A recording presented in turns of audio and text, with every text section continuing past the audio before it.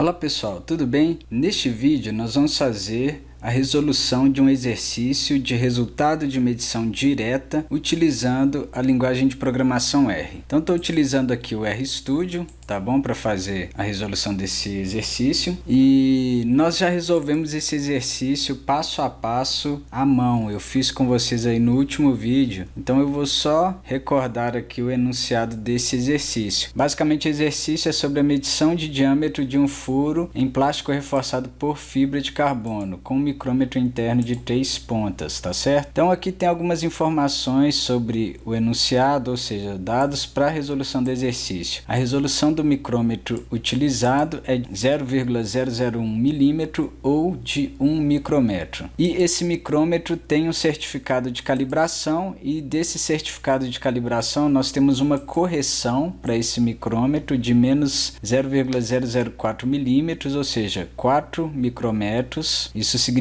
que esse micrômetro está medindo para mais, ou seja, com uma tendência de 4 micrômetros. Então é necessário somar essa correção para corrigir essa tendência, esse erro sistemático desse instrumento, tá? E há também uma incerteza associada a essa correção aqui do certificado de calibração, tá? De 2 micrômetros ou de 0,002 milímetros, tá ok? E por fim, as medições que foram realizadas. Foram realizadas 6 medições em posições distintas do mensurando, conforme eu expliquei no último vídeo, tá ok? Então 6 medições de diâmetro aqui com esse micrômetro, e a partir dessas medições que foram realizadas e dessas informações, deseja-se inferir qual é o diâmetro do furo, tá certo? Então vamos lá. Primeira coisa, vamos contar aqui, para facilitar o procedimento aqui de cálculo, o número de medições realizadas. Então vou utilizar a função length aqui do R. Length de quê? Do vetor de indicações que eu já tenho aqui no enunciado, tá certo? Logicamente, para isso daqui dar certo, antes de eu rodar, eu tenho que rodar tudo aqui em cima. Na verdade, isso daqui, né? Mas vou rodar tudo porque eu vou precisar disso aqui também depois. Então, a resolução de 0,001 tá aqui, tá? No environment. Para rodar aqui, eu dei Ctrl Enter, ou então posso vir aqui em Run, tá? A correção do certificado de calibração e a incerteza associada a essa correção, tá? Calibração, tá? Estão aqui também. E aqui as indicações, beleza? Então agora eu posso rodar aqui o número de indicações N, eu posso ver aqui, ó, 6 medições, tá certo? Ou eu poderia digitar aqui embaixo N também no console e ver aqui, beleza? Agora, a indicação média, ou a média das indicações, eu vou calcular utilizando a função min, tá? A média aritmética simples do vetor de indicações, ou seja, do vetor de medições aí. Então tá aí, I bar. Se eu quiser ver, eu posso colocar aqui no próprio script, no próprio código, a variável, e rodar ela aqui para a gente exibir ela aqui no console. Então deu aproximadamente 9,72 milímetros, certo? Agora nós vamos trabalhar aqui os efeitos sistemáticos. Para cada efeito sistemático eu tenho uma correção individual, só que na verdade nem todas as fontes de incerteza têm erro sistemático, né? Então eu já mostrei para vocês que o certificado de calibração nos dá um valor da correção para esse micrômetro, tá? Esse micrômetro ele tem uma faixa de medição de 8 a 10 milímetros apenas, então o certificado de calibração dele vem com uma correção apenas, tá? Se fosse um instrumento com uma faixa de operação maior, viria com mais valores de correção, cada valor associado a um determinado padrão ali que foi medido na calibração, tá certo? Então, ó, a correção da calibração, apesar de já ter a variável aqui, né, no enunciado, eu resolvi dar um novo nome aqui embaixo, só para ficar bem claro, e ela vai receber a correção da calibração que lá em cima está como C. Então tá aqui. As outras fontes, a repetitividade, eu usei o símbolo aqui RE, não tem efeito sistemático, tá?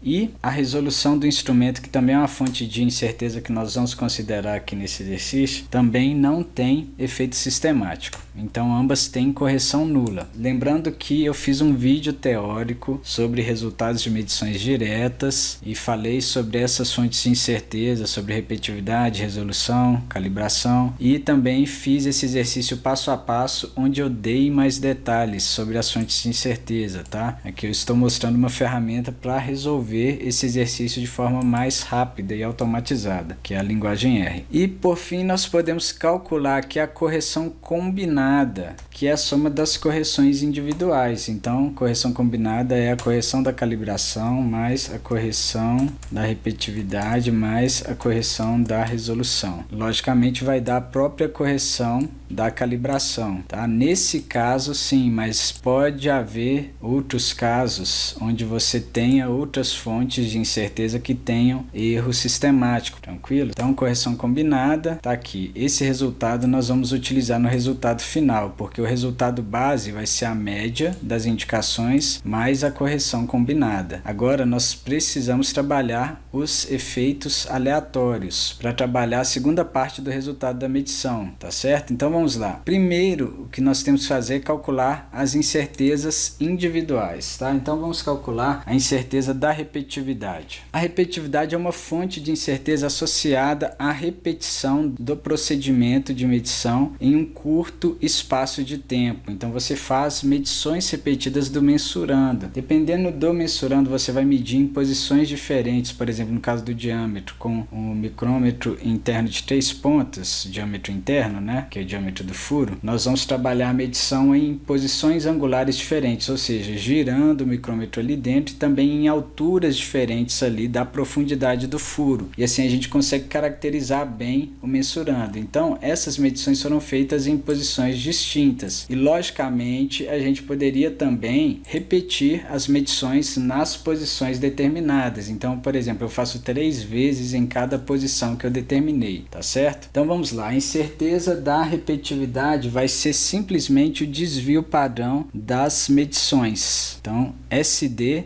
aqui no R, na linguagem R, é Standard Deviation. F1, na frente do comando aqui, você vai abrir a documentação, o help daquele comando, tá? E você tem algumas informações e exemplos aqui, tá certo? Então, estou calculando a incerteza padrão aqui, que é o desvio padrão das observações ou das medições, tá certo? Então tá aqui. Nesse caso, é uma informação importante também aqui que eu esqueci de colocar, é que esse mensurando é variável. Por que nós estamos considerando esse mensurando variável? Porque nós temos uma variação aqui, ó, da menor medição, que é 9,718, até a maior, que é 9,731, de 13 micrômetros, tá ok? De 0,013. E a resolução do instrumento é de 1 micrômetro, ou seja, a variabilidade que eu consigo perceber a partir das medições é 13 vezes maior que a resolução do instrumento. Se a variabilidade fosse próxima da resolução do instrumento, se fosse mais baixinha, eu poderia considerar o mensurando invariável. A variabilidade do mensurando está relacionada à qualidade daquele mensurando, relativa logicamente ao material, ao processo de fabricação utilizado, tá? Mas com a repetitividade, logicamente, essa variabilidade percebida aqui não é somente da variabilidade do mensurando, é também da repetitividade do instrumento. Às vezes você mede na mesma posição com o mesmo instrumento repetidas vezes, você tem uma variação no resultado, tá ok? Devido às características e variabilidade natural do instrumento, tá? O erro aleatório do instrumento. Então, calculei aqui a incerteza da repetitividade, né? E exibi aqui embaixo, ó, aproximadamente aí 5 micrômetros, tá ok? Agora, grau de liberdade da repetitividade. O que acontece? Esse procedimento aqui, ó, que é o procedimento de cálculo da incerteza da repetitividade que eu fiz aqui, desvio padrão das observações, é um procedimento dito no Guia para a Expressão da Incerteza de Medição estatístico, ou seja, você vai trabalhar com os dados coletados, com os dados das medições. Nesse sentido, a partir desse procedimento, eu calculo o número de graus de liberdade como sendo o número de medições realizadas menos 1, tá ok? Por que não pode ser o número de medições de forma direta? Porque se eu tenho uma amostra unitária, eu não tenho como calcular a incerteza, tá ok? Não tem como calcular o desvio padrão amostral de uma amostra de uma observação apenas, tá? Então tem que ter no mínimo 2 observações, por isso N-1 graus de liberdade, tá? Para repetitividade. Eu usei aqui Ni da repetitividade porque a gente usa aquela letra grega que parece um Vzinho e se chama Ni. Agora, incerteza da resolução. Para a resolução, que é uma fonte de incerteza também, por que a resolução é a fonte de incerteza? Porque se eu tivesse uma resolução mais baixa que essa, possivelmente eu conseguiria capturar melhor a variabilidade probabilidade do meu mensurando. Então eu tenho uma incerteza devido à resolução do instrumento também. Eu expliquei isso com mais detalhes aí no vídeo teórico de resultados de medição direta e também na resolução desse exercício aqui à mão. Mas basicamente esse tipo de fonte de incerteza aqui eu não consigo calcular a incerteza utilizando os procedimentos estatísticos, ou seja, utilizando as observações, utilizando os resultados das medições. Eu não consigo calcular. Então eu vou utilizar os procedimentos tipo B. Então eu vou utilizar o procedimento tipo B, que são procedimentos não estatísticos. Eu adoto uma distribuição de probabilidade para descrever esse fenômeno. E nesse caso da resolução, eu vou adotar a distribuição uniforme, de forma que a probabilidade de erro entre o erro mínimo e máximo devido à resolução é constante, tá? A distribuição uniforme tem uma probabilidade constante em todo o seu domínio. Então, basicamente, eu expliquei para vocês que o erro máximo, se eu pegar aqui o positivo, devido à resolução, é a resolução dividido por 2. Tá certo? Isso que eu acabei de colocar aqui, ó. E eu mostrei para vocês que o desvio padrão da distribuição uniforme é R sobre 2 dividido por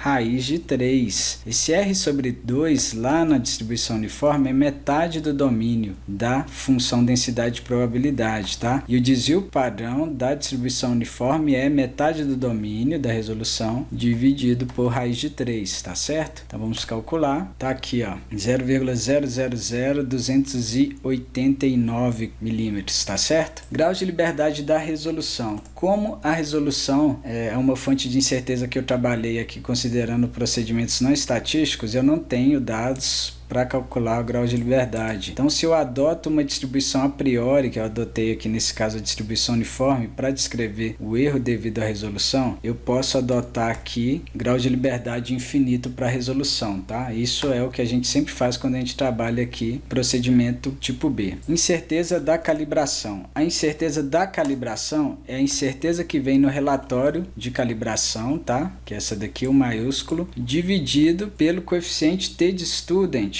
utilizado lá na calibração, tá? Então, para eu saber esse coeficiente, eu deveria saber o número de graus de liberdade efetivos que o metrologista estimou durante a calibração. Então, eu não tenho essa informação, não tenho informação de quais fontes de incerteza foram consideradas. Então, para penalizar minha falta de informação, eu adoto t igual a 2 aqui sempre, tá? Então, eu vou ter a incerteza combinada da calibração aqui, a partir da incerteza expandida U maiúsculo da calibração, tá? Esse é o menor valor possível para o coeficiente t de student, tá? Que seria quando você tem grau de liberdade infinito. E, consequentemente, eu tenho o maior valor possível para a incerteza aqui individual da calibração, beleza? Que, de certa forma, é uma incerteza combinada lá do procedimento de calibração que aqui nós desconhecemos, porque não fomos nós quem calibramos o instrumento. Nós só pegamos esses resultados aqui, que são os que geralmente são disponíveis no certificado de calibração. Então, vamos calcular aqui. Deu 0,001 milímetros, ou seja, 1 micrômetro. E aqui eu esqueci de colocar grau de liberdade da calibração. Então vou colocar aqui, ó, NI da calibração vai ser infinito também. Por quê? Esse procedimento aqui também é um procedimento tipo B, procedimento não estatístico. E para fazer esse cálculo, de certa forma, eu estou trabalhando com a distribuição normal. Ah, mas você não falou de valor T? Sim, a distribuição T de student, mas quando a distribuição T tem grau de liberdade infinito, eu estou bem próximo da normal, que para 0,9545 de confiança, na distribuição normal eu tenho 2 desvios padrões em relação à média, tá? E se você tem um grau de liberdade infinito, o valor T para esse nível de confiança também é igual a 2, tá certo? Então tá aqui a incerteza da calibração, pronto, calculei, que é o infinito, certo? Isso aqui é o código para você expressar aqui na linguagem R o valor infinito, tá certo? Agora vamos trabalhar a incerteza combinada. A incerteza combinada é a raiz da soma dos quadrados das incertezas individuais. Então a incerteza da repetitividade ao quadrado mais a incerteza da resolução ao quadrado mais a incerteza da calibração ao quadrado. Então vamos calcular e a incerteza combinada ficou 0,00500 0,06, ou seja, 5,06 micrômetros, tá ok? Ficou bem próximo da incerteza da repetitividade, né, pessoal? Então, se a gente observar esses valores aqui, ó, incerteza da calibração, incerteza da resolução e a incerteza da repetitividade, eu posso observar que a incerteza da repetitividade, ela é a mais importante, ou seja, a repetitividade é a fonte de variação que tem maior erro aleatório, que tem maior incerteza. Por isso que a incerteza combinada, ela fica bem próxima da incerteza da repetitividade. Ou seja, na prática, na maioria dos casos que você está trabalhando com mensurando variável, se você não tiver como considerar a calibração e a resolução do instrumento, na verdade a resolução é bem simples, né? Mas a calibração, em alguns casos, não há disponível o certificado de calibração. Então, se você considerar a repetitividade, você já está considerando geralmente a maior fonte de incerteza. Geralmente a incerteza combinada vai ficar próxima da incerteza da repetitividade. Então, ou seja, calcular o desvio padrão das medições já é um primeiro passo aí para estimar a incerteza, tá ok? Medir repetidas vezes e calcular a incerteza dessas medições repetidas, tá? Então, já vimos aqui a incerteza combinada, agora graus de liberdade efetivos. Graus de liberdade efetivo nós calculamos com a fórmula de Welch-Satterwright, que é uma fórmula que envolve as incertezas individuais e os graus de liberdade individuais. Então, eu calculei aqui, ó, a incerteza de cada fonte e os graus de liberdade de cada fonte. Só que, como os graus de liberdade estão nos denominadores dos elementos que são somados lá na fórmula, como eu tenho 2 graus de liberdade aqui que são infinitos, das fontes de incerteza que nós utilizamos o procedimento tipo B, eles não vão entrar no cálculo. Então, eu mostrei para vocês no vídeo teórico que o número de graus de liberdade efetivo vai ficar da seguinte forma: a incerteza combinada elevada à quarta potência vezes o número de graus de liberdade da repetitividade dividido pela incerteza da repetitividade elevada à quarta potência, tá? O resultado é esse aqui, só que nós temos que truncar esse resultado. A gente sempre vai pegar o inteiro menor, mais próximo, porque grau de liberdade é quanto maior, melhor. Só que eu não posso dizer que eu tenho mais informação, ou seja, que eu tenho um grau de liberdade maior do que aquele que eu calculei. Então, sempre eu vou arredondar para baixo, ou seja, sempre eu vou truncar o número, tá? Vou excluir as decimais. Então, tá aqui, deu 5 graus de liberdade. Qual é a conclusão, né? Isso aqui deu 5 porque a incerteza combinada é bem próximo da incerteza da repetitividade. Então, incerteza combinada à quarta dividido por incerteza da repetitividade à quarta dá um pouco maior que 1, tranquilo? Então, esse número aqui, se eu não tivesse truncado, ele dá um pouco maior que 5, tá? Que é o grau de liberdade aqui, ó, da repetitividade. E nesse sentido, né, devido a incerteza combinada ser bem próximo da incerteza da repetitividade, eu tenho o mesmo número de graus de liberdade efetivos e da repetitividade, tá? E por fim, o coeficiente t de student, nós calculamos utilizando a função QT. Ah, professor, isso está um pouco confuso, eu não entendi muito bem, eu não fiz a disciplina de inferência estatística ainda. Se você não sabe o que é a distribuição t de student, se você quiser, ter alguns vídeos no meu canal que eu explico sobre a distribuição normal, a distribuição t, né? E também falo como trabalhar essas distribuições no R. O R tem funções aqui para eu trabalhar. Para eu trabalhar a probabilidade da distribuição t associada a um determinado valor da distribuição e também a um determinado número de graus de liberdade. Tem uma função aqui para trabalhar o quantile, que é o valor t associado a uma determinada probabilidade, um determinado número de graus de liberdade. Tem a função RT, que é para trabalhar a obtenção de números aleatórios na distribuição t, tá ok? Considerando determinado número de graus de liberdade. E tem aqui o comando DT, que é para encontrar o valor na função densidade e probabilidade da distribuição t, para um determinado valor de t e um determinado número de graus de liberdade. Então, no nosso caso, nós queremos a função QT para uma determinada probabilidade, que é o nível de confiança utilizado na metrologia, que é 0,9545. Mas aqui eu tenho que somar o lado esquerdo desse número, tá? Então, ao invés de fazer 1 menos 0,455, eu faço 1 menos isso dividido por 2, tá certo? Então, recordando, se você quiser entender melhor isso aqui, veja meus vídeos de distribuição normal no R, que vocês vão entender melhor isso daqui, tá? Então, vamos lá. O valor T para 5 graus de liberdade, eu errei aqui, ficou faltando um zero. Vamos calcular de novo aqui. 2,64, sempre tem que dar maior que 2, tá? Esse 0,0455 é 1 menos o nível de confiança, que é 0,9545. Então, pronto. obtivemos aqui o valor t, agora sim nós podemos calcular a incerteza expandida, que é o coeficiente t de estudante que nós acabamos de obter, vezes a incerteza combinada. Isso aqui é um valor que nos dá uma faixa de valores em relação à média, onde nós esperamos encontrar os resultados das medições de diâmetro com 0,9545 de confiança, ou 0,9545 de probabilidade, tá certo? Esse é o lado direito do nosso resultado aqui das medições, que deu 0,0134. E aqui a regra para arredondamento é que nós consideremos 2 algarismos significativos apenas. Então, algarismos significativos nós contamos da esquerda para a direita a partir do primeiro não nulo. Ou seja, aqui eu já tenho 2 algarismos significativos. Se eu contar tudo, aqui eu tenho 3, 4, 5, 6, 7. E a regra diz que eu devo arredondar com 2 algarismos significativos da incerteza. Então, 2 algarismos significativos aqui vai dar 3 casas decimais, beleza? Porque eu tenho que pegar esse zero aqui depois da vírgula também, logicamente. Então, aqui eu coloquei, ó, arredondar a incerteza para 3 casas. E a regra para o resultado base, o primeiro resultado aqui, ó, eu arredondo sempre com o mesmo número de casas da incerteza. Então aqui eu olho o número de algarismos significativos e aqui eu vou considerar o mesmo número de casas decimais que a incerteza. Lembrando que o resultado base é a média das indicações que eu calculei aqui em cima, aqui bar, mais a correção combinada, tá certo? Então vamos exibir o resultado de medição. Então tá aqui, ó, 9,719 mais ou menos 0,013 milímetros. Isso significa que o diâmetro do furo está entre 9,706 e 9,732 milímetros, tá certo? Eu subtraio esse valor da média e somo esse valor aqui da média, tá ok? E aí a gente tem dentro desses limites uma probabilidade de 0,9545 de encontrar o resultado da medição, tá certo? Considerando essas 3 fontes que nós adotamos, tá? A repetitividade, a resolução e a calibração. Então, pessoal, por hoje é só. Se você gostou desse vídeo, deixe seu like, se inscreva no nosso canal e ative as notificações. Muito obrigado.